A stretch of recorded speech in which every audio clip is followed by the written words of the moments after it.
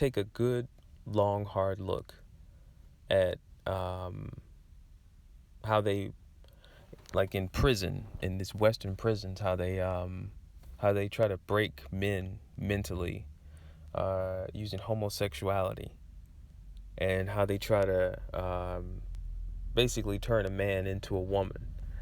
That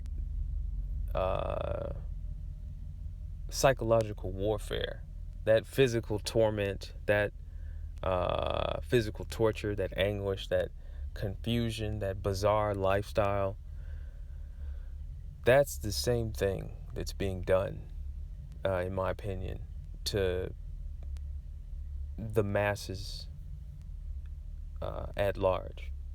It's the exact same thing. It's the penetration, not only mentally but physically. I mean, how else would you tell someone that, oh, I have to shoot you up with this substance? I mean, that substance, I mean, it could literally be the seed of a monkey, or the seed of a rhinoceros, the seed of a blue-tailed mongoose. I mean, you don't know, and they're putting it inside of you. It may just be going into your arm or your leg or your butt cheek, but it's still going inside of you. And it's done for foolish reasons, and essentially, like, the way people feel afterwards. Oh, I complied. Oh, I'll get some relief. Oh, I'll be free. Oh, I don't have to worry anymore. That's a form of torture. And it's one of the most insidious forms of torture known to man. There's a very specific name for it. I believe they call it bondage and submission, because essentially,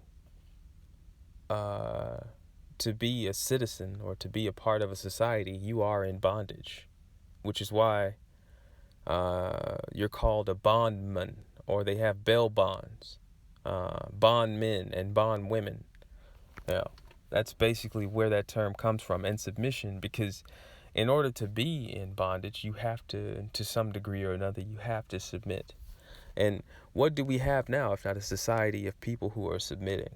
A society of people who are rolling on their bellies and saying, please don't hurt me. Please just let me make it another day. Please allow me to suffer through my job that I hate and pay all of these bills that, just will never stop coming.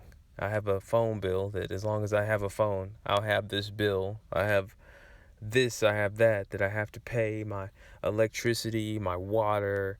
A society of willing slaves, people who willingly submit, people who literally, they see danger coming, and their initial reaction is to turn around and bend over and hope that it's over quickly, and that their punishment is not more than they can bear. That's basically what we're dealing with.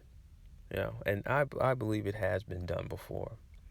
And again, it's what we're seeing. It's the reality. And ultimately, everyone's going to have to make a choice. Every man is going to have to decide, am I going to be a man, or am I going to be a little girl? Or am I going to be a woman? Am I going to put on these high heel shoes and prance around?